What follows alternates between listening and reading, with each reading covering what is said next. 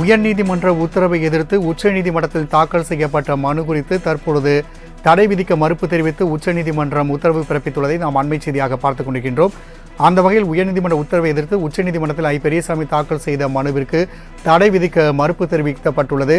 மேலும் கூடுதல் விவரம் செய்தியாளர் கிருஷ்ணா வழங்க கேட்கலாம். கிருஷ்ணா, இந்த வழக்கு குறித்தான கூடுதல் விவரங்கள். கடந்த 2008ஆம் ஆண்டு தமிழ்நாடு வீட்டு வசதி வாரியத்திற்கு சொந்தமான வீட்டை மறைந்த முன்னாள் முதலமைச்சர் கருணாநிதியின் பாதுகாவலரான கணேசனுக்கு ஒதுக்கீட்டில் முறைகேடு செய்ததாக புகார்கள் எழுந்தப்பட்டது. குறிப்பாக அப்போது வீட்டு வசதித்துறை அமைச்சராக இருந்த பெரியசாமி தனது அதிகாரத்தை தவறாக பயன்படுத்தியதாக கூறி கடந்த 2012ஆம் ஆண்டு அவர் மீது தமிழ்நாடு லஞ்ச ஒழிப்புத்துறை வழக்கு பதிவு செய்தது. ஆனால் அந்த வழக்கை விசாரித்த MP MLAக்கள் மீதான வழக்கை விசாரிக்கக்கூடிய சிறப்பு நீதிமன்றம் கடந்த ஆண்டு மார்ச் மாதம் பெரியசாமியை வழக்கிலிருந்து விடுவித்து உத்தரவிட்டிருந்தது.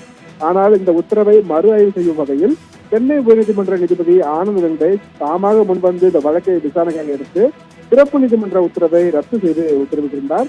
மேலும் முறையாக ஒப்புதல் பெற்று பெரியசாமி மீதான முறைகேடு வழக்கை நடத்த வேண்டும் எனவும் லஞ்ச ஒழிப்புத்துறைக்கு அவர் உத்தரவு பிறப்பித்திருந்தார்.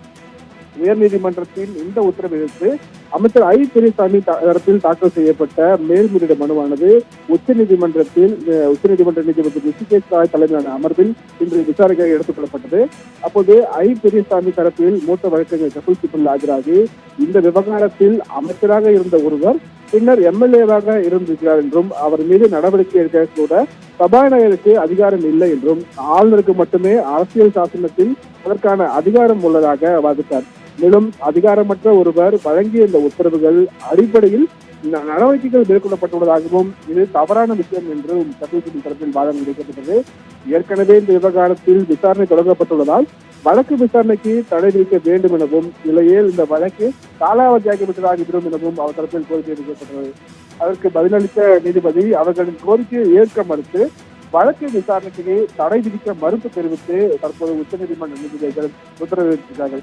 மேலும் வருகிற 28ஆம் தேதி தொடங்க உள்ள விசாரணையை தள்ளி வைக்க மனு தாக்கல் செய்ய பெரியசாமிக்கு உச்சநீதிமன்றம் அனுமதி அளித்தும் லஞ்ச ஒழிப்புத்துறை பதிலளிக்கவும் இந்த வழக்கில் உச்சநீதிமன்றம் உத்தரவிட்டிருக்கிறது. ராம்குமார். கிருஷ்ணா, தகவலுக்கு நன்றி.